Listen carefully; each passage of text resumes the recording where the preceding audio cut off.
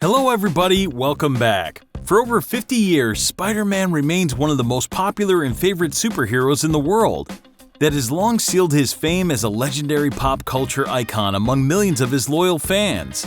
Spider-Man as a hero was made up by a talented editor and writer Stan Lee, but it was a legendary comics artist, Steve Ditko, who turned his hero into reality.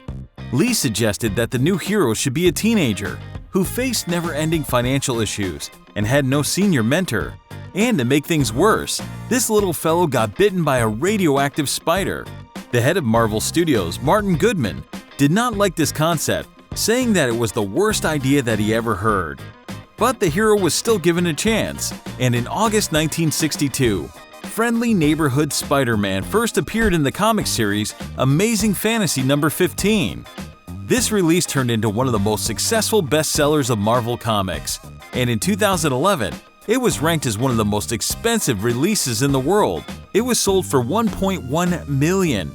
Readers of all ages got to like wall crawlers so much that already in March 1963, Lee and Ditko launched a new comic series, The Amazing Spider-Man, which soon turned into the most profitable and all-favorite comic release of Marvel Studios.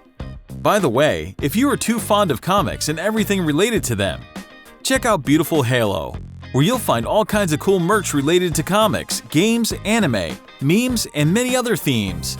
Check the link in the description and find your favorite hoodies and tees now. Let's take a look at what makes Webslinger such an unforgettable and unique superhero. The story of Spider-Man is familiar to almost everyone. An orphan teenager whose parents died early was brought up by his aunt and uncle in New York. Perhaps Peter Parker would live an ordinary life if it was not for one incident at a scientific exhibition.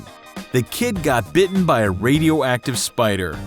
Soon after that, Peter discovered his new superpower: superhuman strength, agility, excellent sense of balance, incredible speed, wall-crawling ability, and a specific spider sense for the approaching danger. But even without that spider incident, Peter Parker is not as simple as it may seem. He is a genius mind with a mental power almost as great as that of Tony Stark and Bruce Banner. He's pretty good at chemistry, engineering, physics, biology, maths, and mechanics. He was even resourceful enough to assemble web shooters, and he quickly got the hang of how to handle them. At one time, his decision to ignore the escaping thief accidentally leads to the death of his beloved Uncle Ben. And this is where Peter realizes that, with great power comes great responsibility, and he never forgets about it.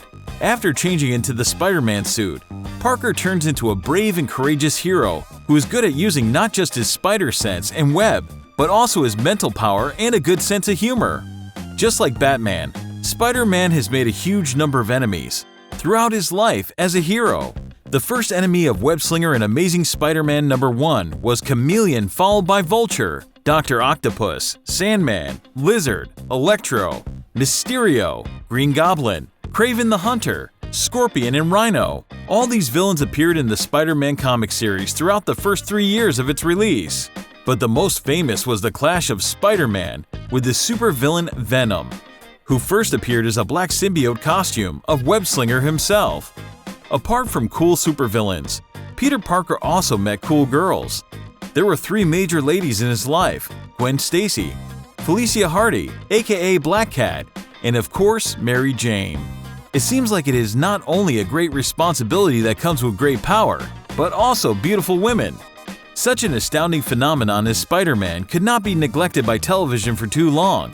He first went public with a release of a Spider-Man animated film, aired on the ABC channel from 1967 till 1970. It was in this series that the most famous song about Spider-Man was first heard by viewers. Spider-Man, Spider-Man, does whatever a spider can. In 1972, a comic book series Marvel TeamUp was launched. Here Spider-Man starts working together with Hulk, Fantastic Four, X-Men, and other heroes from different universes. The Silver Age of comic series ends with a tragedy. The creators end up killing one of the main heroes of The Amazing Spider-Man, the girl of Peter Parker, Gwen Stacy. To make things worse, it is the hero himself who's to blame for Stacy's death. Trying to save her, he catches her too abruptly and breaks her neck. In the period from 1977 till 1979, the first live-action television series, The Amazing Spider-Man, airs on TV, but despite successful ratings, the series shuts off after 13 episodes. In 1994, Fox Kids Channel airs a new animated film, directed by Stan Lee and Avi Arad. The series gains immense popularity and extends to 5 seasons.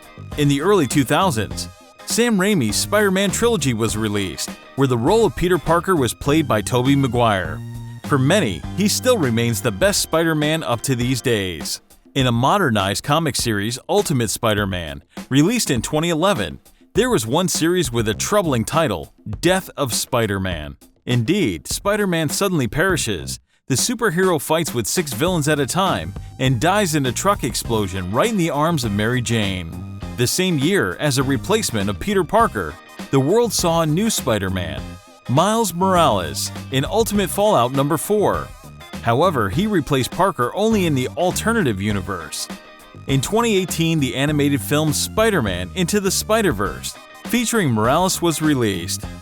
In 2012, Sony restarted the franchise that featured a new actor, Andrew Garfield, and the movie director Mark Webb for the movie The Amazing Spider-Man. A sequel that followed after it had a modest financial success and earned mixed reviews from critics. As a result, it was decided to shut it off. Controversial results of this restart led to the negotiations between Sony and Marvel Studios, so that Spider-Man was eventually introduced to Marvel Cinematic Universe in 2016 as part of Civil War. Underoos!